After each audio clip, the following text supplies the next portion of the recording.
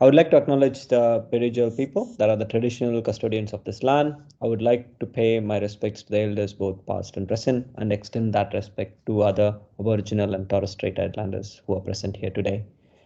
First of all, welcome everyone to our fortnightly seminar. Hope everyone's doing good during this lockdown. Today, it's my pleasure to welcome the Deputy Director for City Futures, Scientia Associate Professor Hazel Easthope. Hazel needs no introduction within CFRC, and she has been in the forefront of City Futures research in the development management, governance, and planning implications of private apartment buildings and experiences of the residents. Today, I'm looking forward to a talk on apartments, their governance, redevelopment, and implications for the city.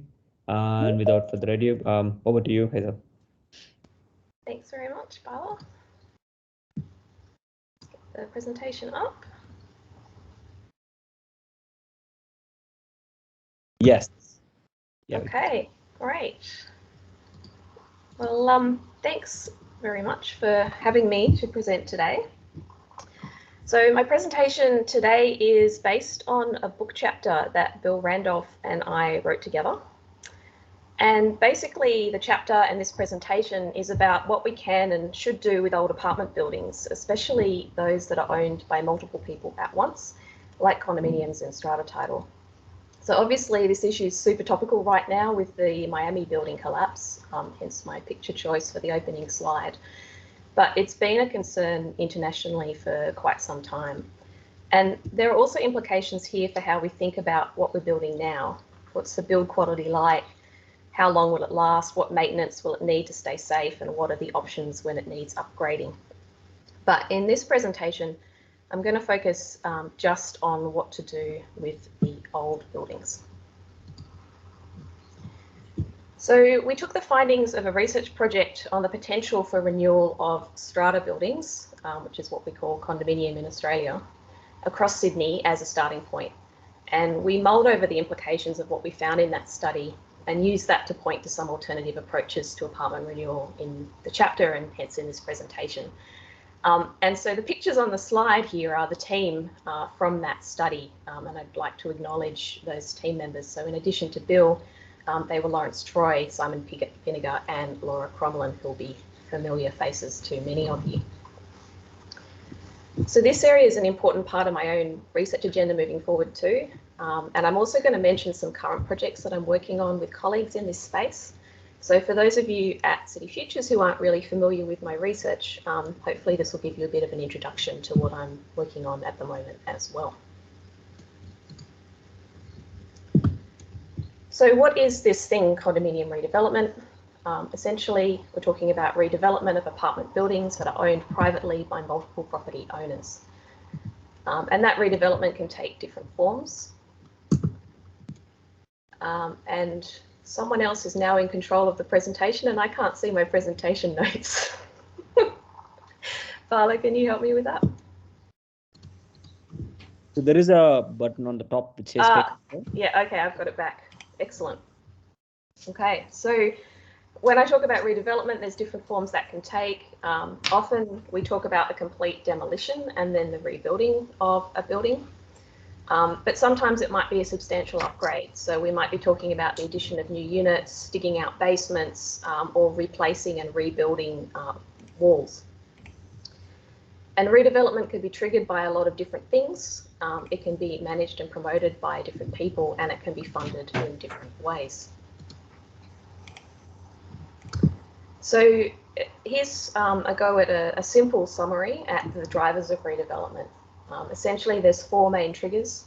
A profit motive, so where there's the potential for profit through redevelopment, rezoning to higher densities, a significant maintenance cost. Often we see these redevelopments being prompted by a large maintenance cost that would be unmanageable for owners to cover, and quality of life considerations. And the proponents of redevelopment can be the unit owners themselves, governments, and also external investors. And somebody is clicking. It's all right, I've got you. Okay, so what's so different about condominiums? Why are we talking about condominium redevelopment and not just apartment building redevelopment?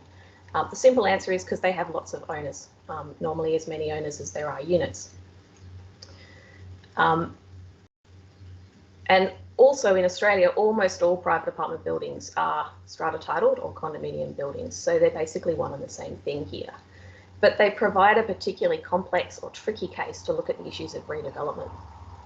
So one of the biggest challenges with condominiums or strata is how to renew them at the end of their physical and economic life. And compared to apartment buildings owned by a single landlord, multi-owned buildings require much more complex arrangements to undertake significant renovations or to be demolished and rebuilt. So how can redevelopment be realised? We see it through collective sale, which means all of the units are sold together as one to a developer. Sometimes the developer might approach an owners corporation to propose this, and sometimes an owners corporation will put their property on the market. We also see it through rebuilding, which can be demolition and rebuild or a substantial upgrade. And sometimes that's entirely owner-led, where owners do the redevelopment themselves, but not often. Sometimes it's entirely developer-led, where owners have no input, and sometimes it's a hybrid. And I'm going to talk to you a bit more about some of those hybrids later on in the presentation. So sometimes we see rebuilding after a collective sale, and sometimes there's no collective sale and the owners become the developers collectively. And there's also lots of other things that go on in the background too. So for example, we often see incremental purchase of units. So sometimes this is covert, where an individual or a developer tries to buy multiple units in a building, perhaps through friends and family or through shell companies to try and get a major stake in order to vote through a redevelopment. And sometimes it's overt, where owners might buy out other owners in the unit, in the building who aren't interested in a redevelopment. And we see a blurring of lines here between owners and investors. Some owners are acting like speculative investors, buying out their neighbours. So far I've been talking about individual buildings or estates that are all under a single management structure, but I also wanted to point out that these types of redevelopments can occur where a series of buildings side by side are sold in a line. And we're starting to see more of this in Sydney. And on the slide, this is taken from realestate.com.au, and this is taken from an advertisement for a land lot where we see a combination of strata buildings being sold in a line. And Laura, Simon and I are working on another research project right now, which is looking at these types of multi-building collective sales. And we're looking at them both for strata buildings and for detached houses. So there was the word governance in the title to this presentation. What's all this got to do with governance, you might ask? So for the rest of the presentation, I'm going to touch on two governance issues. The first is the impact of condominium governance on redevelopment options and outcomes. And the second is the potential impact of different types of redevelopment on the governance of future condominiums and the broader implications of that for the future of cities. So I said that the chapter took as its starting point a research project called Renewing the Compact City. And as part of that research project, we conducted a survey with owners and renters who were living in blocks that were built before 1990. So it was a survey that was conducted in mid-2014, and we sent survey packages to a random sample of 15,000 addresses in 8,700 buildings across Sydney, which was stratified by development size and date of registration in order to get that response.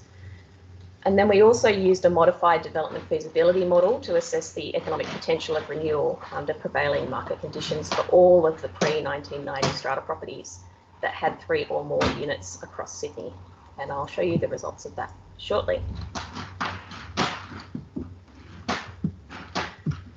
So in the Renewing the Compact City project, we focused on what we call in our chapter the business as usual approach to condominium redevelopment, because this seems to be the most common way that condominiums are redeveloped, both in Australia and internationally.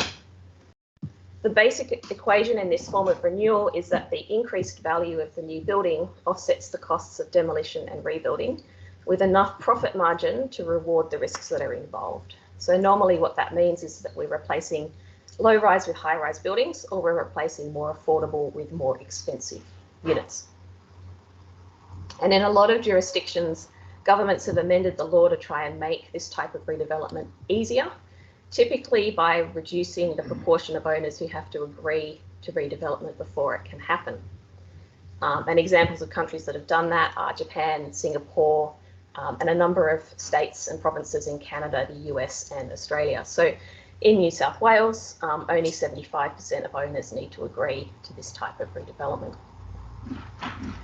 And an important reason and an important justification for these new laws is the real and imagined governance challenges associated with owner-led redevelopment in a multi-owned building or complex.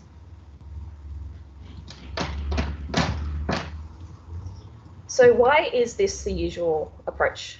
The short answer is that the alternatives are even more challenging. There are contrasting attitudes in any negotiation over renewal that reflect interests and aspirations and the economic and information resources and decision-making power of the people who are involved. So we see differences between renters, owner-occupiers and investor owners. We see differences between owners who bought into the building at different times, between people who want to stay in the area and those who don't want to stay in the area, between planning authorities who are promoting density and mixed use and residents, and also lots of other conflicts and differences. And collective sale and developer-led redevelopment's already complicated and means that many factors need to be considered. And owner-led redevelopment adds a layer of complexity to that. So the other factors that need to be considered are collating detailed information about the site, buildings, planning controls, property values, defining owner priorities, identifying... Sorry about that noise, that was my cat using his litter. It was me, Rupa. So the factors that need to be considered are collating detailed information about the site, buildings, planning controls, property values, defining owner priorities, identifying options and assessing their feasibility, organising project finance, managing development risks and insurance, and all of that before actually coming to the point where owners can vote and agree on what to do next. So as you can see, it can be complicated. So now we know what the business as usual approach is and why it's the business as usual approach. What are the implications of it for cities? So Bill and I identified three major ones in the chapter, and I'm going to talk about each of those now before turning to talk about what the alternatives might be. So the first implication is decreasing governance capacity and increasing governance challenges. So in the survey that we did for the Renewing the Compact City project, most owner-occupiers wanted to keep living in their local area, and many also wanted the option of owning a unit in the new building if their building was redeveloped. And I think that's promising because if owners remain involved in a condominium before, during and after its redevelopment, they're likely to have built up some organisational and social capital through the experience, and they're likely to be better placed to govern their condominium in the future. But where the original owners don't remain involved in the governance, the new condominium will be faced with an entirely new condominium corporation that'll have to be built up from scratch. And that's what normally happens with the business as usual approach. And then on top of that, we see the displacement of renters. So that's likely to have a negative impact on local social cohesion. And it's an especially big problem in Australia because we know that about half of all residents in strata properties are renters. And we know that Australia has very poor rental controls for private renters compared to other international examples. Redevelopment also often results in larger and more complex condominium corporations, which brings more challenges to owner-led condominium governance. And we see this with mixed-use redevelopments and also complex nested management structures that involve multiple condominium associations under an umbrella association. The second implication is increasing socio-spatial polarisation or increasing inequality across cities. Owners who sell in these situations will have choice in where they move, but for renters, the prospects are usually much less favourable, especially where we're seeing higher value or more luxury units replacing lower value or more affordable ones. And our research suggested their trajectory would be into more distant and lower value suburbs. And I'll talk about that in just a moment. The third implication is that there'll be limits to future renewal through increasing land fragmentation. So the business as usual approach often results in larger developments, and that in turn means that the land is divided up into more parcels of ownership. And given the difficulties of getting unit owners to agree to redevelop in, say, a 12-unit building, increasing the number of owners on that same block of land poses a long-term challenge for future renewal of those newer buildings. So in support of those previous 2 points, I wanted to talk you through the feasibility analysis that I mentioned before.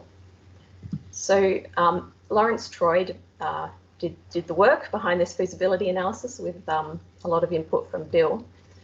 And in developing the feasibility model, Lawrence estimated the cost of redeveloping the parcel of land for each strata building type. And we divided them into walk-up, which is up to 3 stories, and high-rise, which is 4 or more stories. And also at different building qualities, so basic, medium, and high finish. Based on the profile of each block, based on its size, age, and land area, together with the current new build median sales price for units in the local area and the construction costs. The cost of assembling the lots on each land parcel was estimated based on the market prices of the existing units in the neighbourhood. And basically what the model does is it estimates the capacity of every single strata scheme, each site, to be redeveloped across Sydney. So these are all of the pre-1990 buildings. And so this is a map of Sydney. You can see, I think the pointer will work here. This is Sydney City. This is the harbour, Northern Beaches, North Shore, Eastern Suburb. And then this is Parramatta up here at the end of the river. So each of those black dots is a strata scheme that was registered prior to 1990. And what we were able to do was we were able to allocate an outcome to each of those strata schemes in terms of the feasibility of their redevelopment.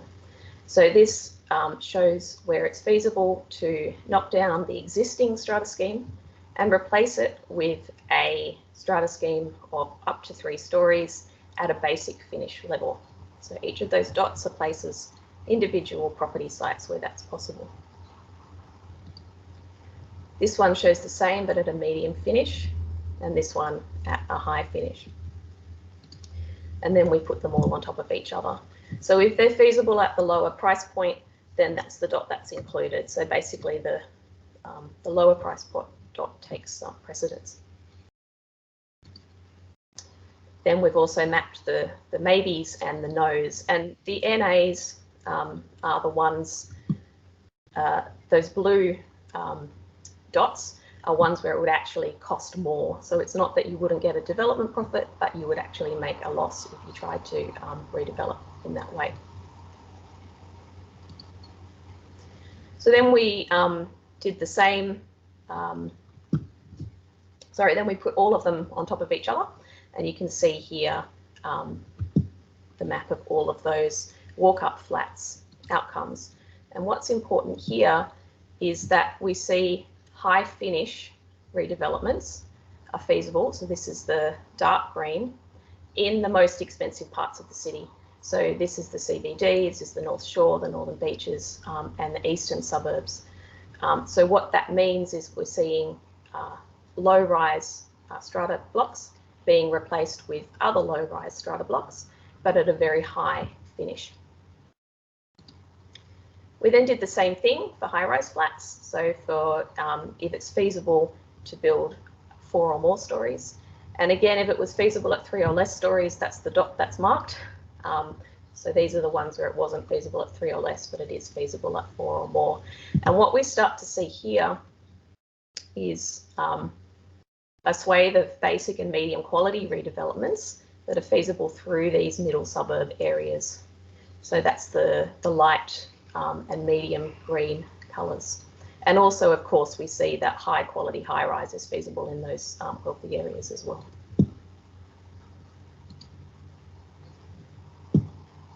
And this is the map with everything on it, and we had to change the colours a bit so that you could actually distinguish between all the different areas. But I popped this map in because I also wanted to draw attention to these red and blue, and also pockets here. These are the schemes, the strata developments that are not feasible to redevelop. So to summarise what those maps tell us, they tell us that there's 3 likely outcomes in terms of knockdown and rebuild in Sydney. The first is gentrification, increasing, which implies increasing socio-spatial polarisation. So we see that in the high value coastal harbour areas. And that's not necessarily going to lead to more units, but it is probably going to lead to displacement, especially of renters. We see densification, which is probably going to lead to land fragmentation in those middle suburbs. And then we also see areas where redevelopment is just not feasible, and we've called that residualisation.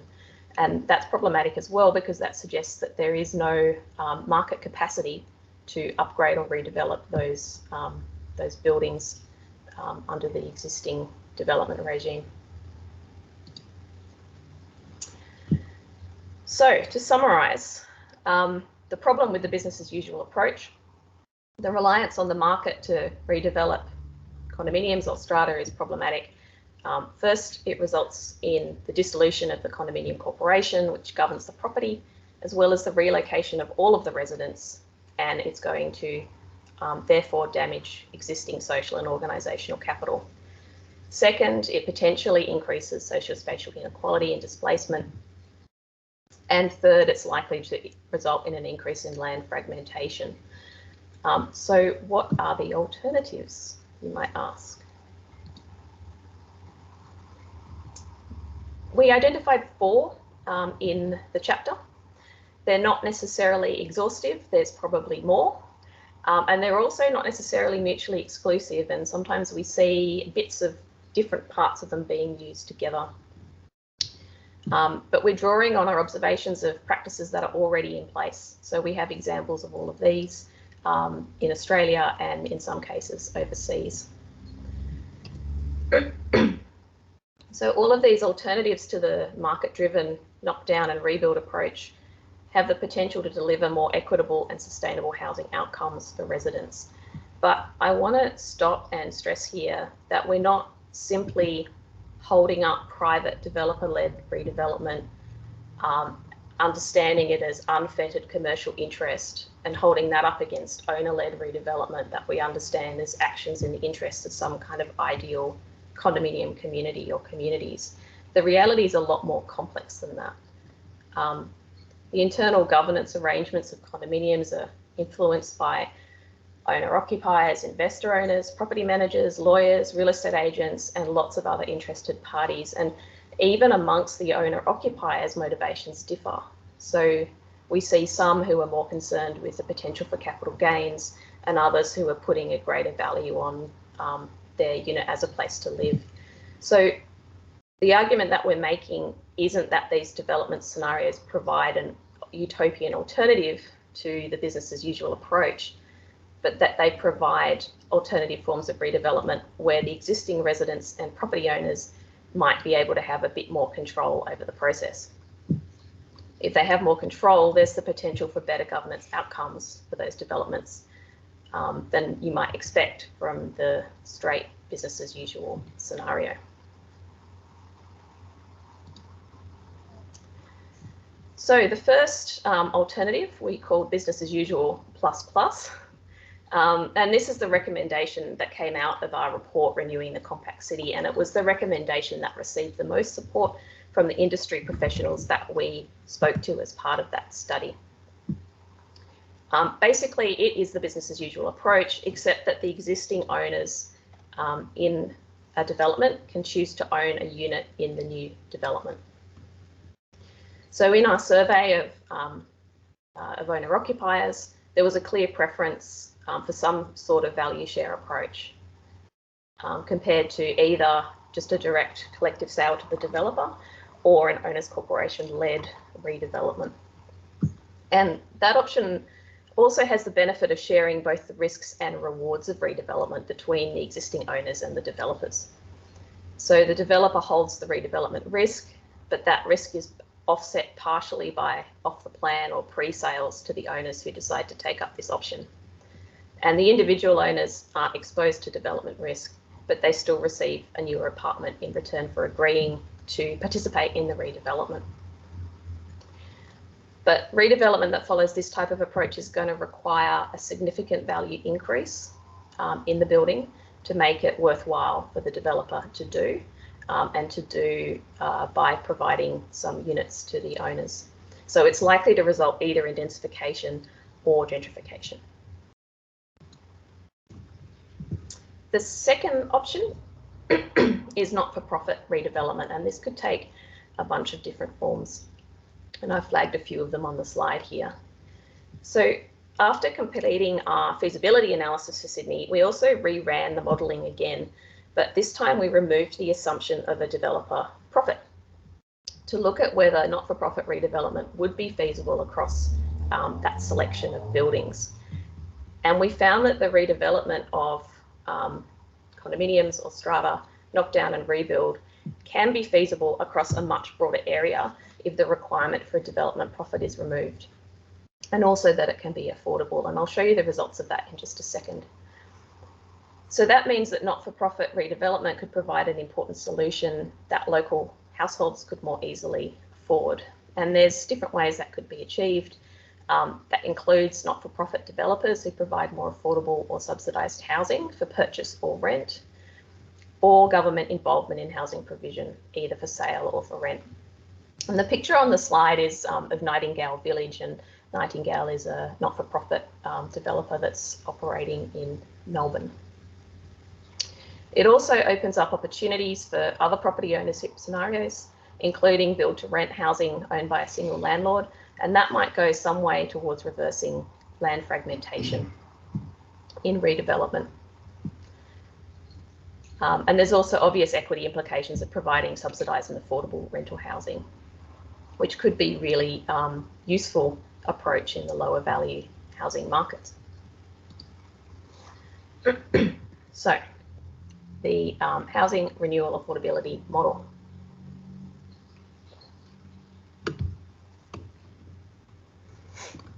So we reran the model with two scenarios.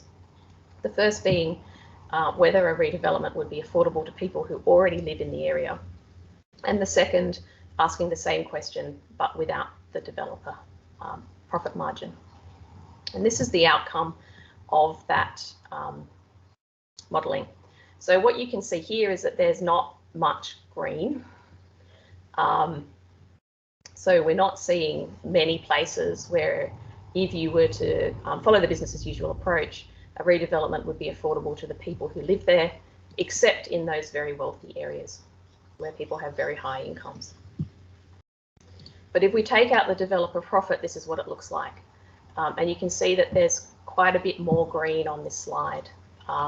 So we're seeing much more feasibility if we remove that assumption of a developer profit. Okay, the third alternative is where the owners become the developer and lead the redevelopment project. And this is probably the most challenging of the alternatives that we're going to discuss. Amongst the most serious challenges are agreeing on what form the redevelopment should take, securing adequate finance, and mitigating against development risk, especially during the demolition and rebuilding, i.e. when the buildings don't exist or are being rebuilt. But there are benefits, including maintaining continuity in residents when they move back in, and improving social relations amongst owners who are involved in planning the redevelopment, as well as enhancing their governance knowledge from having collectively managed a large project like this. But because they're difficult to manage, I think we haven't found many examples of this type of collective redevelopment, knockdown, rebuild condominiums. The examples we have found, the largest ones, are in Japan. And I'm working on a project at the moment with Bruce Judd, who I think is on the call, looking at one of these redevelopments in Japan, in the city of Fukuoka. And the picture on the slide is a picture I took of one of the workshops we attended with the owner residents of that development, starting to plan out what they intended to do. But these types of projects take many years to achieve because of the difficulties, not only deciding, but also planning the redevelopment. So for example, in one redevelopment, owner-led redevelopment that was successful and was completed, one of the owners explained that they had 100 resident association meetings in a 5-year period in planning that redevelopment. That was in Tokyo. We can also expect that these types of redevelopments will result in densification, with the additional units being sold to offset the costs of demolition and reconstruction. And that certainly happened in the Japanese projects that we've been following. So the fourth and final alternative is owner-led upgrades as an alternative to knockdown and rebuild, with the owner's corporation as the developer. And this is happening in Sydney. We're aware of quite a few projects where this is occurring. So this might include substantial changes like adding units, on-site energy generation, replacing facades, adding basements and adding balconies. So far, most of the cases we're aware of are in the wealthier suburbs and indicate gentrification.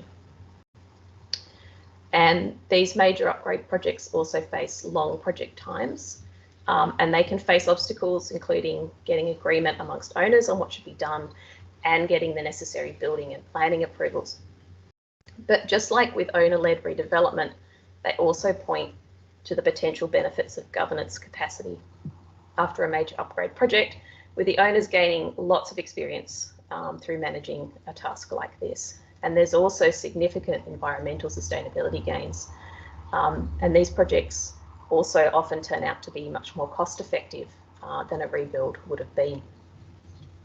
So I'm just starting a new project on these types of upgrade projects, developing a guide and associated toolkit to assist owners in the process and trying to mitigate some of that complexity and reduce the timeframes that are involved in these projects. So I'm working on that with Sandra Loschke, who I saw has joined the call, and also our new PhD student, Alison, who just joined us this week. So to conclude, in this presentation, I've spoken about the drivers of redevelopment, including the failures of many condominiums to adequately fund and manage maintenance and repairs. That means that owners are facing high costs of essential repairs and upgrades, which provides an important trigger for discussions about redevelopment. Other pressures to redevelop come from planning authorities who want to increase density, as well as developers looking for speculative development opportunities. I've also spoken about some of the complexities in multi-owned property when it comes to deciding whether and how to redevelop. These challenges of collective decision-making are one reason why the most common approach is collective sale to a developer and subsequent for-profit redevelopment. And I've talked about the potential negative implications of that business as usual approach for the governance capacity of new condominiums, for social equity across cities, and for the potential of future development in view of increasing land fragmentation, making everything much more complex. So hopefully I've also persuaded you that this is a major issue, and that the challenges of redeveloping condominiums or strata title has far-reaching implications for the social sustainability of cities. This means it's got important implications for planners, developers, designers, governments, and everyone else, really. Given the problems associated with the business as usual approach, I think it's important to think about what the alternatives might be. We've considered 4 here, but there's likely to be plenty more. And finally, just to make the point, property owners are unlikely to be able to do this on their own. There needs to be a role for government at different levels to provide support. And they're also, all of these alternatives rely on external professionals. And I think that presents a huge professional opportunity and one that's largely unrealised at the moment. So it's not going to be easy to realise these alternatives, but I think we should be doing everything we can to make them possible. And if you're interested in learning more about any of the projects that I mentioned, there are the links. So thank you very much, and I think we've allowed plenty of time for questions. I'll just stop sharing.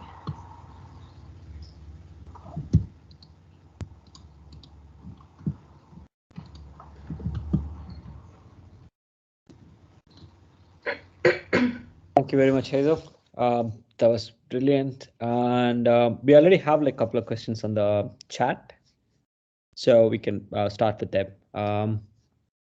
So the first one is from Michael asking about the Japanese building. What's the trigger for the Japanese building study? Yeah, thanks, Michael. So the trigger for the Murami-Danchi estate renewal is essentially that there's two.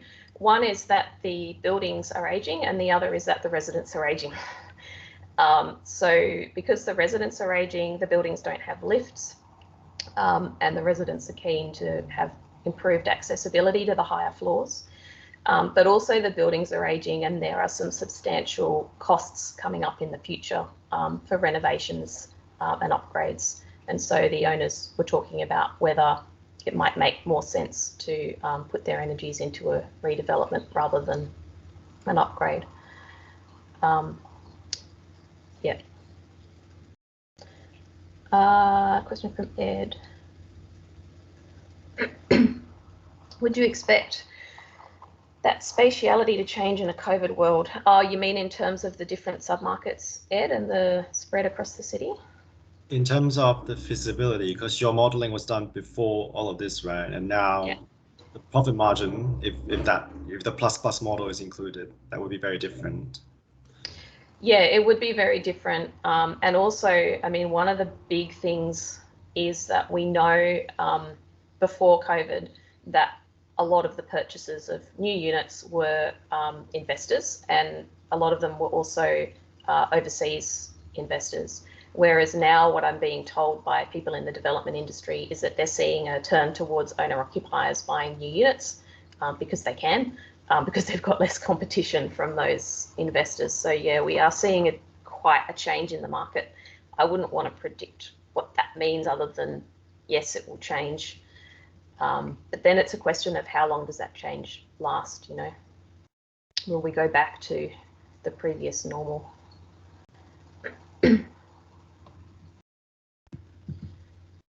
Question from Susan. Hi, Susan. Susan's from England. Hi, I'll just unmute to say hello from England. Thanks, Susan. Yeah, so the question is about the reduction in vote and how much difference in practice these voting majorities have and how important is it? That's a great question. So what I'm hearing is that the fact that the vote has changed has meant that a lot more people are talking about their redevelopment possibilities. So even if they're thinking about doing a major upgrade like option 4 that I presented, before the change in laws actually only required a 75% agreement. But since the change in laws, people are talking about the possibility of knocking down and rebuilding, and that's leading them to talk also about these possibilities of upgrade, which require the same percentage vote. Also, what we're hearing is that so the change in the percentage vote to 75% is significant, but it also came with it a whole process for managing that redevelopment with less than unanimous consent. What we're hearing is that those buildings that are redeveloping aren't using that process.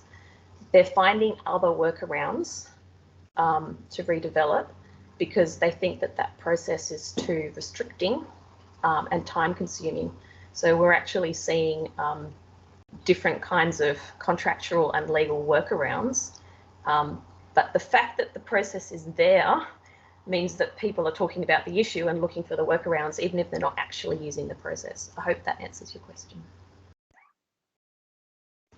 Yeah, sorry, look, I'm going to take my video on as well, just so I can say hi, because it's weird having a conversation when you're only talking to blank screens. But thank you so much. I mean, we haven't even started on this journey yet here, but it's really interesting to know what you're saying is happening on the ground. And is that in any of your publications, or is that just like you're sort of in your mind because of the studies you've been doing? No, it's not in any of my publications. Yeah, okay. It will be eventually. Yeah. Okay, great. It's not yet. Thank you. Sorry. Thank you. Oh, yeah, okay. Michael, are you seeing any innovative funding from third parties, including banks? We're actually seeing innovative funding in Australia. So in Australia, we have some companies that specialise in funding to condominium corporations or strata corporations, and they provide unsecured loans at roughly double your normal kind of home loan interest rate to support these projects. So that last project that I showed of the redevelopment of the big white building, it's supported by the largest of one of those loans so far in Australia. I can't remember how many millions of dollars, but it's a multi-million-dollar loan from a lender. So there is a lending option there, but it's quite expensive. Susan, Tracy, obviously government policy levers could better support such changes. Do you have a view on what's most important to help? Yeah, there's a bunch of kind of tax issues that need to be sorted out, and we talk about those in the Renewing the Compact City report. I think it's really, the most important thing is just for government to recognise that this is on the cards, and I think we're lucky, I guess, in New South Wales that they have. But I think there's also the possibility for government to be involved in some of these alternatives, you know, right down to kind of planning approvals. So we see for the upgrade projects that projects often get stuck at the planning approval stage. And it would be good to be a bit more flexible, I think, around that, given the environmental and the social and the economic benefits of doing that rather than knocking down and rebuilding. I might go to Bruce because he's got his hand up. Hazel, toward the end, it's a bit of a follow-up question to your last answer. Towards the end, you mentioned the need for more government involvement, more government action. Can you be a bit more precise about what kind? Would it be legislation or guidelines or what? Well, there's lots. So if we're talking about the not-for-profit redevelopment option, then we might be talking about government stepping into that space in terms of either directly providing housing or supporting particular outcomes. So we have seen in New South Wales, for example, support of build-to-rent developments, but perhaps that could be better tied to affordability outcomes than it has been so far. We're talking about yeah, I guess there's so many different things. We're talking about, as I said before, the local planning regulations. We're talking about tax implications and really just working through all of that, but also providing advice and information on what people can be doing and what their rights are, what the risks are, how they can mitigate against those. Thank you. All right, where am I up to? Rupa, would such renewal of condominium buildings have implications for structural issues arising from redevelopment in neighbouring buildings? Yes, it would. In congested areas of CBD in the city locations which are likely to have. Yeah, absolutely. Rupa, do you want to say a bit more about that? Do you want to give a bit of context for our international attendees? Sure. Hi, Hazel. Thanks. A really interesting presentation. We've had the issue of mascot towers and opal towers in Olympic Park where defects in those apartment buildings emerged because of construction and neighbouring buildings. So that just prompted me to ask this question, whether from a practical aspect, how would that be managed? And as you mentioned, such renewal is likely to have gentrification impacts with possibly, flight away from the area amongst owner-occupiers and renters as well, as prices and rents rise. Perhaps if there is some sort of compensation or I don't know if there's government levers that might entice people, give them that confidence. From my research, there's a real hesitancy amongst buyers to purchase off the plan, for example, given the defects that have arisen. Yeah. Yeah, absolutely. I mean, as I said, kind of on the opening slide, there's a whole nother part to this, which is, well, what are we actually building now, and what are the implications of that for the future? But as you say, what we're building now, if we're knocking down and rebuilding, is replacement buildings. And I mean, I've just been doing some interviews with strata managers about sustainability in strata buildings. One of the strata managers said something to me which I thought was really interesting. He said, if we look at the older strata buildings in Sydney, they generally have the capacity to be upgraded.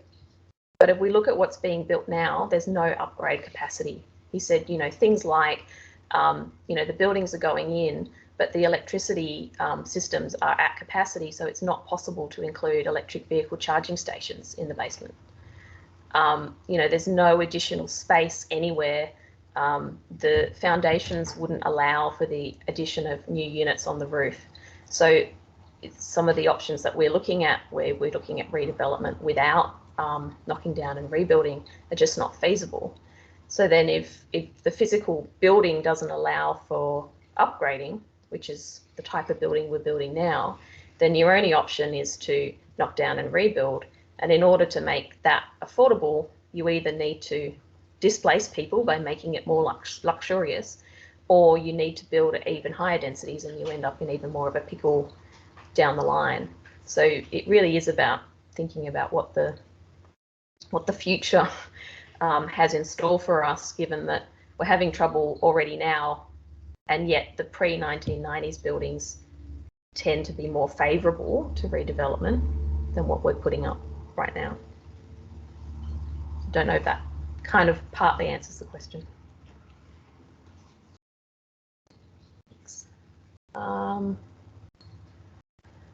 Thanks, Laura, for your comments in the chat. It's great. Martin asks, are you seeing any link between cladding remediation and redevelopment or building extension?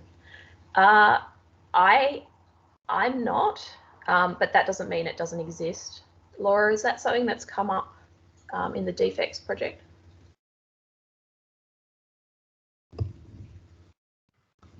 Hi, Hazel. Only I haven't seen any sort of clear data on it. I've certainly heard people sort of saying, oh, we expect that people might do this, but I haven't, I'm not aware of people sort of that being a widespread thing. And I think often the costs associated with cladding remediation mean that people aren't thinking about adding on to that. They're just trying to work out how they can make the bare minimum that they need to do happen. Yeah. Yeah, one of the other interesting things is, again, with these interviews that I'm doing at the moment, I've been wondering whether people are pairing these kinds of major upgrades with sustainability initiatives, and I'm finding actually often they're not. They're just doing what they have to do in order to make the building habitable and not going that extra mile. So actually, in answer to the questions before about what the government could do, some incentives to kind of, I guess, value add at that point would be quite good. So, you know, if you're going to do an owner-led redevelopment, perhaps there could be a government incentive to, in your redevelopment, ensure that what you're building is has a better building performance than your standard development unit. Hi, Hazel, it's Rupa again. Have you looked at research on how older commercial buildings are redeveloped and sustainability elements are added to those buildings? No, I haven't, but it would be a really interesting comparison, I agree.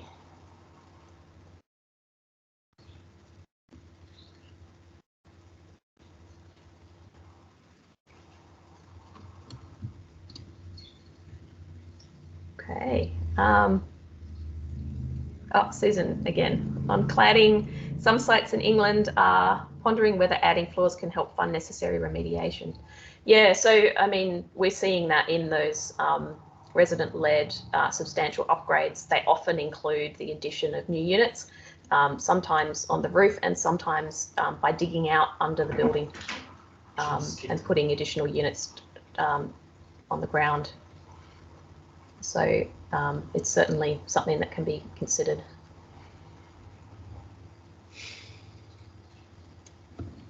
Bill.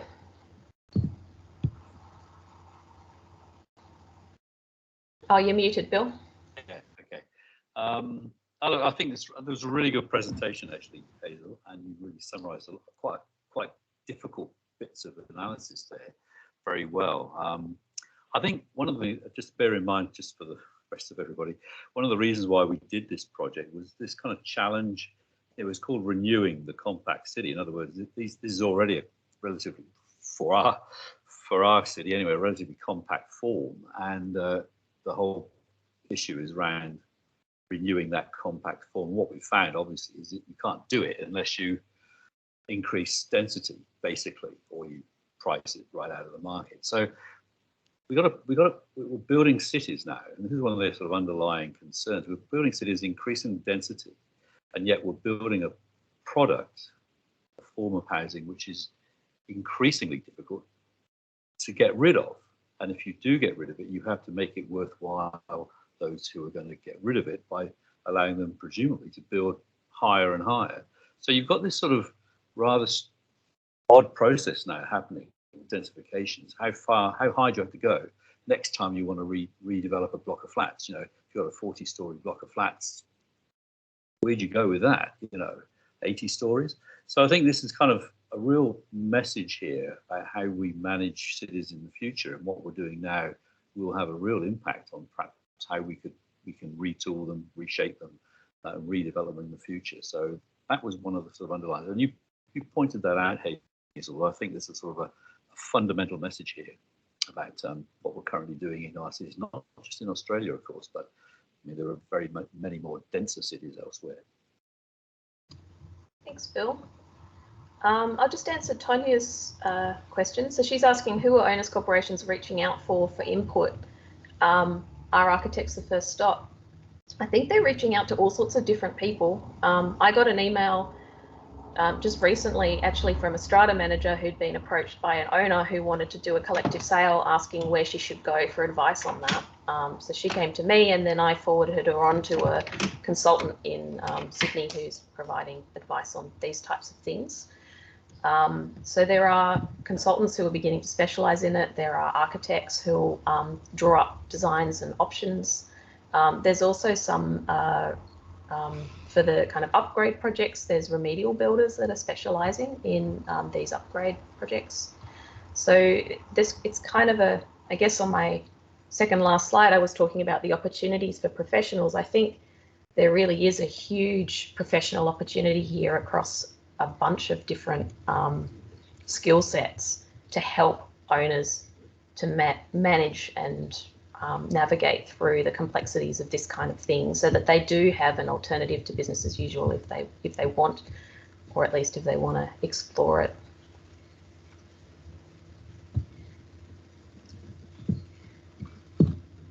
Okay, I think we've probably got time for one more question.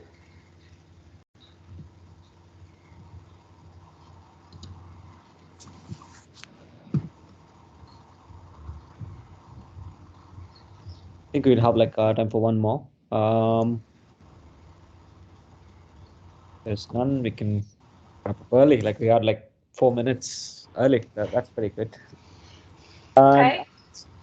Thank you very much, Hazel. Like this has been one of the sessions with the highest attendance. I think we got around like 50 people attending today. So which is good news. Like since we started the seminar and it's been like going good. Thanks everyone for coming for the seminar, and it's been like a good valuable discussion today. So we had like 20 minutes of solid discussion as well following the presentation. So I would like to thank everyone on behalf of CFRC, and thank you, Hazel, for like brilliant presentation. Thanks very much, everyone, and thanks for the excellent questions. Yes. Cool. I think we can officially close the meeting. All right. Happy weekend, everyone.